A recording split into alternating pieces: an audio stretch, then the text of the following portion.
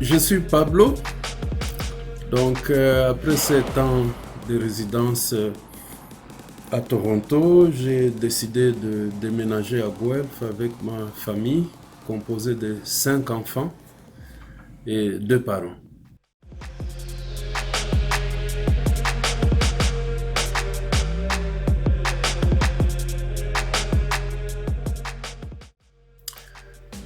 On nous a donné des formulaires, nous avons rempli, tout était parfait. Au dernier jour qu'il fallait signer le contrat pour qu'on puisse nous construire une maison, je lui ai posé une question de savoir combien la maison qu'ils allaient nous construire allait comporter combien de chambres. La dame me dira que la maison allait comprendre 2 chambres. Donc, une chambre pour les parents, une chambre pour les enfants. J'étais un peu choqué. Je demande à la femme, mais vous voyez comme on a rempli le formulaire ici, il y a 5 enfants et 2 parents. Comment nous allons vivre dans une maison de 2 chambres? La dame me dira tout simplement que, monsieur, le pays d'où vous venez, est-ce que vous avez des maisons qui ont des chambres en rapport avec le nombre d'enfants? Je vous dis très bien que une chambre sera pour les enfants et l'autre chambre pour les parents. J'étais complètement déçu par la réponse.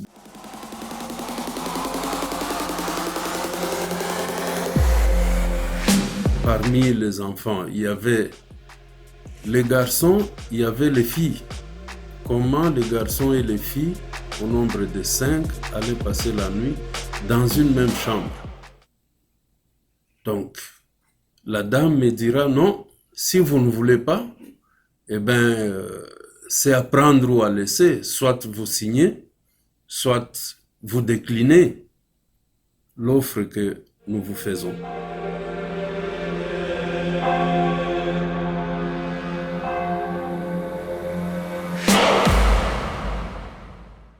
Alors, j'ai regardé mon épouse. La réaction de mon épouse était claire. On laisse tomber. On avait trouvé que c'était vraiment un cas flagrant de racisme. Nous qui avions pris cette opportunité-là comme étant une occasion pour nous d'avoir une maison à nous, au nom de notre famille, ici au Canada, on a trouvé que c'était juste quelque chose pour se moquer de nous. Les impacts de ça est que l'offre qu'on nous avait faite ne nous permettait pas d'avoir une vie décente. Donc on s'est senti un peu comme discriminé, humilié.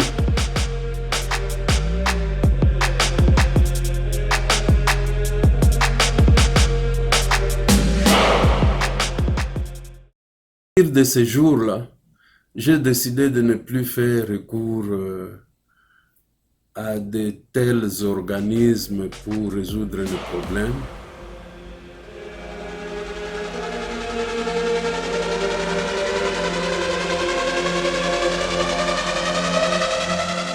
Parce qu'il y a aussi ce qu'on appelle le manque d'information aussi. Je vous dirais sincèrement que aussitôt qu'on arrive au Canada, mais dès qu'on est pris dans l'engrenage de recherche de travail, ça devient très compliqué de penser aux gens qui peuvent vous aider, qui peuvent vous donner des conseils, qui peuvent vous donner des directives, comment il faut s'en sortir. Ce n'est pas facile.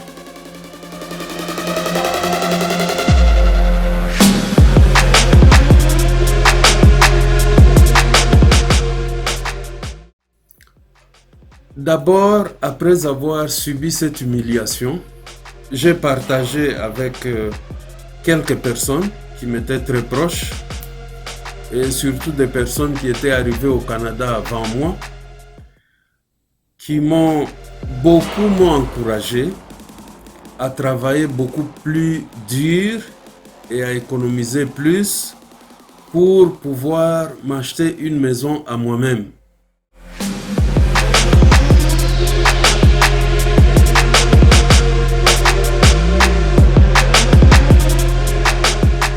J'avais commencé mes cours pour le baccalauréat en éducation. Le tout premier jour, je suis dans l'auditoire. Le professeur nous demande de nous présenter. Il y a quelques étudiants et étudiantes qui se présentent. Arrivé à mon tour, j'ai dit mon nom, qu'est-ce que je fais, t'es résident au Canada. Mais avant d'arriver au Canada, je décris qu'est-ce que j'ai fait comme études, où est-ce que j'ai travaillé. Je donne aussi mes ambitions que je voudrais atteindre, mes objectifs ici au Canada. Maintenant que je suis au Canada, quels sont les objectifs que je me suis imposés? Pendant que j'étais en train de me présenter, pendant ma présentation, il y a une collègue derrière moi qui se met debout, qui parle à haute voix, sans même demander la parole au professeur.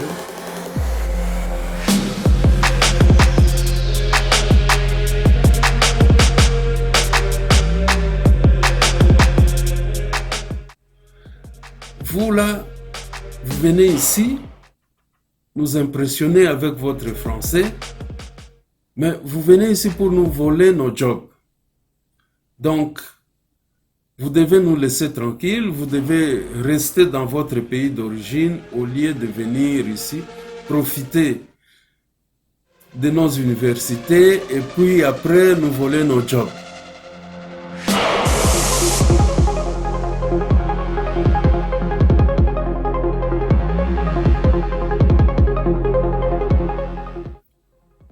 Je regarde à gauche, à droite, mes collègues, je regarde le professeur, je la regarde, il n'y a personne qui intervient. Il s'est passé 2 à 3 minutes, l'auditoire était vraiment très calme. Je m'attendais à ce que l'enseignant puisse lui dire, écoutez, tu ne peux pas dire des choses comme ça, vous êtes des collègues, nous vivons ensemble, nous sommes une communauté au Canada, on reçoit tout le monde à bras ouverts, mais les professeurs étaient restés seulement calmes. Je me suis senti vraiment touché au fin fond de moi-même parce que j'attendais, ce ne sont pas les autres étudiants qui m'intéressaient, c'est la réaction de l'enseignant qui m'intéressait. Il suffisait que l'enseignant arrête cette étudiante, lui dire non, tu as dépassé les limites, tu dois des excuses. J'allais très bien me sentir. J'allais me sentir vraiment soulagé. Mais malheureusement, c'était le silence.